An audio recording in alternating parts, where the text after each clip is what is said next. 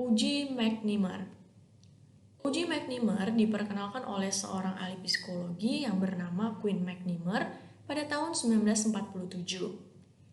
Uji McNemar merupakan salah satu uji signifikansi perubahan atau uji beda yang dapat diterapkan terhadap rancangan-rancangan sebelum dan sesudah, di mana setiap orang digunakan sebagai pengontrol dirinya sendiri dan skala pengukurannya adalah skala nominal. Uji ini digunakan untuk menguji keefektifan suatu perlakuan tertentu.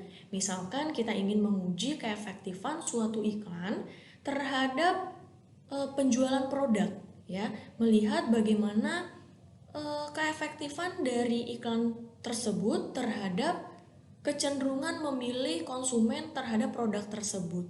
Di sini orang menjadi pengontrol dirinya sendiri, ya, di mana pengukurannya adalah nominal yang digunakan untuk menaksir perubahan sebelum dan sesudah. Dia membeli, sebelum melihat iklan dia membeli atau tidak. Setelah melihat iklan, dia akan membeli produk tersebut atau tidak. Nah, di sini skala pengukurannya adalah skala nominal, di mana orang atau konsumen tersebut yang menjadi pengontrol dirinya sendiri.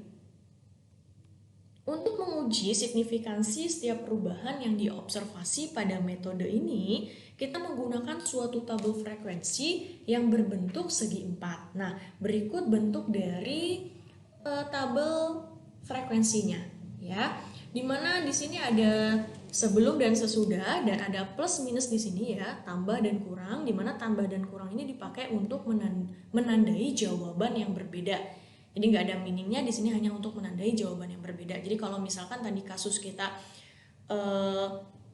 tadi melihat keefektifan suatu iklan, ya berarti kan sebelumnya itu kalau positif berarti dia membeli, negatif dia tidak membeli. Jadi di sini sebelum membeli, kemudian tidak membeli, dan sesudah dia tidak membeli atau membeli. Nah, kalau kita perhatikan di sini ada 4 sel A, B, C, dan D, di mana sel A itu menunjukkan frekuensi di mana pada kondisi awal dia itu positif, tetapi setelah perlakuan menjadi negatif. Jadi terjadi perubahan kondisi awal dengan kondisi sesudahnya. Sedangkan sel B dan C itu menunjukkan frekuensi di mana kondisinya tidak berubah. Kalau di kondisi yang B, sebelumnya dia positif, sesudah mendapatkan perlakuan kondisinya tetap positif. Sedangkan pada sel C, ya, sama dengan B, dia tidak mengalami perubahan, ya, di mana kondisi awalnya itu negatif, ya, minus, dan setelah perlakuan tetap negatif. Nah, yang mengalami perubahan itu adalah sel A dan sel D. Ya, sel A berubah dari positif menjadi negatif, ya, sebelumnya positif, setelahnya negatif. Sedangkan pada sel D itu ada frekuensi di mana kondisi awalnya negatif, tetapi setelah perlakuan menjadi positif. Karena A dan D itu menunjukkan jumlah total orang yang berubah, ya, A tadi berubah dari positif ke negatif, yang D berubah dari negatif ke positif, jadi yang menunjukkan total berubah itu adalah sel A dengan B, sedangkan sel A dengan D, sedangkan sel C dengan sel B itu tidak ada perubahan. Jadi karena A dan D itu menunjukkan jumlah total orang yang berubah, maka frekuensi yang diharapkan adalah setengah A plus D, kasusnya berubah dalam satu arah, dan setengahnya lagi itu berubah dengan arah yang lain. Itu harapannya. Uji McNemar itu mengikuti distribusi sebaran chi-square. Jadi ada observasi, ada nilai harapan, ya. Jika masih ingat distribusi sebaran chi-square, chi-square itu sama dengan jumlah dari nilai observasi yang dikurangkan dengan nilai harapannya dikuadratkan dibagi dengan nilai harapannya. Ya. Nah, di sini berarti yang menjadi nilai harapan itu adalah nilai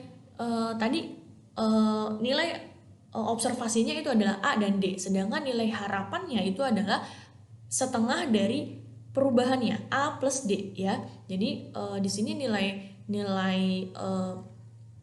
observasinya A dan D, sedangkan nilai harapannya A plus D dibagi 2 atau setengah A plus D. Maka di sini untuk uji McNemar itu bisa diikuti menggunakan distribusi sebaran chi-square, sehingga untuk menguji uji McNemar itu bisa menggunakan chi-square sama dengan A minus D kuadrat dibagi A plus D dengan derajat bebas 1.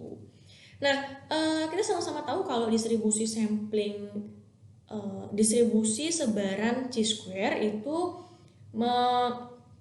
menjadi pendekatan yang baik sekali ya jika diadakan koreksi kontinuitas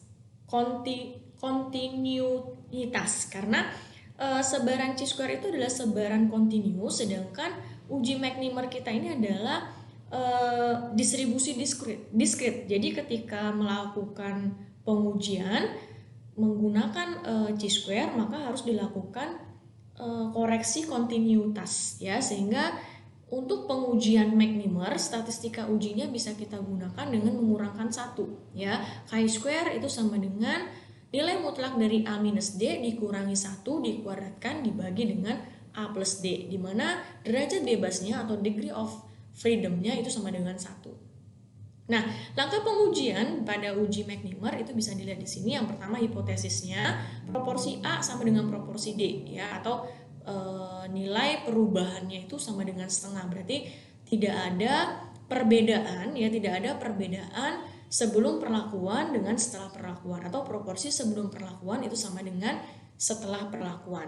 Kemudian H1-nya, H alternatifnya, proporsi A itu tidak sama dengan proporsi D, yaitu kalau ujinya uji 2 arah. Atau bisa proporsi A kecil dari proporsi D, atau proporsi A itu lebih besar daripada proporsi D. Nah, statistika ujinya tadi yang ini, chi-square bla bla bla dengan derajat bebasnya 1. Dengan kriteria ujinya, ketika kita gunakan pengujian satu arah, kita tolak H0 jika nilai chi-square yang kita dapatkan itu lebih besar atau sama dengan nilai chi-square dengan alfa 2 kali alfa ya. Sedangkan lainnya itu kita terima. Untuk 2 arah atau two tail kita tolak H0 jika chi-square yang kita dapatkan itu lebih besar dari chi-square alfa. Sedangkan selain itu kita terima. Nah, kita langsung coba aja lihat contohnya di sini. Misalkan seorang psikologi anak-anak tertarik mengenai pendekatan awal hubungan sosial anak-anak. Diamati bahwa anak-anak yang baru masuk ke sekolah pra-TK biasanya membuka hubungan antar pribadi dengan orang dewasa dan bukannya dengan sesama anak-anak. Dibuatlah ramalan bahwa dengan bertambahnya keterbiasaan dan pengalaman, anak-anak akan semakin banyak melalui hubungan sosial dengan anak-anak lainnya dan bukannya dengan orang dewasa. Untuk menguji ini, psikologi mengamati 25 anak-anak yang baru masuk TK, kemudian diamati setelah anak-anak bersekolah selama sebulan. Nah, dari 25 anak-anak tersebut diperoleh data sebagai berikut. Jadi di sini dari 25 anak, pada pendekatan hari pertama dan pendekatan 30 hari, yang berubah, yang pendekatan pertamanya itu lebih ke orang dewasa, kemudian setelah 30 hari menjalani sekolah di taman kanak-kanak, itu ada berubah dari dewasa menjadi anak. Perubahan komunikasinya dari dewasa, kemudian berubah menjadi hubungan antar pribadinya lebih ke sesama anak-anak, itu ada 14 orang. Sedangkan yang tidak berubah ya, tetap komunikasi awalnya itu tetap kepada orang dewasa, dan setelah 30 hari sekolah itu tetap berkomunikasinya, pendekatannya itu tetap terhadap orang dewasa, itu ada 4 orang ya. Sedangkan yang tidak berubah dari anak-anak tetap menjadi komunikasinya lebih cepat ke anak-anak, itu ada 3 orang. Dan sedangkan yang berubah dari pendekatan hari pertamanya itu membuka hubungannya itu terhadap sesama anak-anak menjadi terhadap orang dewasa, itu ada 4 orang ya. Nah, di sini kita skala pengukurannya ini adalah skala nominal di sini, dan yang menjadi kontrol itu adalah individunya, si anaknya langsung yang menjadi kontrol perlakuannya. Jadi anak-anak itu pada hari pertama bagaimana, jadi ini sebelum dia masuk ke dalam TK, berarti sebelum mendapatkan perlakuan. Nah, sebelum mendapatkan perlakuan itu bagaimana model pendekatan pribadinya, kemudian setelah mendapatkan perlakuan pendidikan taman kanak-kanak 30 hari, bagaimana model dari hubungan antar pribadi dengan orang dewasa dan anak-anak. Apakah dia lebih cenderung ke orang dewasa atau kepada anak-anak? Nah, jadi di sini skala pengukurannya adalah skala nominal, yang mana itu ada anak-anak dan dewasa. Kemudian yang menjadi pengontrol dirinya, yang menjadi pengontrol adalah dirinya sendiri. Maka uji yang cocok di sini adalah uji McNemar. Nah, sekarang kita tentukan dulu hipotesisnya. Hipotesisnya P1 sama dengan P2 atau proporsi 1 sama dengan proporsi 2, di mana tidak ada perbedaan komunikasi pribadi pada hari pertama dengan setelah 30 hari. Kemudian H alternatifnya P1 tidak sama dengan P2, yaitu berarti ada perbedaan komunikasi pribadi pada hari pertama dengan setelah 30 hari di taman kanak-kanak. Nah, kita gunakan di sini taraf uji 5% dan kita hitung nilai statistik ujinya. Jadi di sini chi-square sama dengan nilai mutlak A minus D, A-nya tadi 14, D-nya 4, kita dapatkan nilai chi-square-nya 4,5. Nah, untuk melihat daerah penolakan berarti kita butuh bantuan alat, yaitu tabel dari chi-square. Nah, di sini nilai chi-square kita dapat 4,5, ini lebih besar dari nilai chi-square kita alfa dengan derajat bebas 1. Nah, di sini kita lihat derajat bebas 1, alfanya 0,05, berarti 38,41459. Nah, nilai ini lebih kecil daripada nilai chi-square yang kita dapatkan, ya. Ingat di sini kriteria uji kita pakai adalah karena hipotesis yang kita gunakan adalah dua arah, maka di sini alfanya 5%, maka tetap pakai 0,05. Tapi kalau yang dipakai adalah uji satu arah, maka nilai alfanya nanti dikali 2, berarti yang kita lihat itu adalah 0,1 di sini, 2,7. Tapi karena yang kita gunakan itu adalah uji dua arah, maka yang kita perhatikan adalah alfa, ya, 0,05. Di sini kita tolak H0, ya. Tolak H0 artinya dapat kita simpulkan dengan taraf uji 5% dapat disimpulkan bahwa anak-anak itu menunjukkan kecenderungan mengubah objek pendekatan awal mereka setelah mendapatkan pengalaman di TK selama 30 hari. Ya.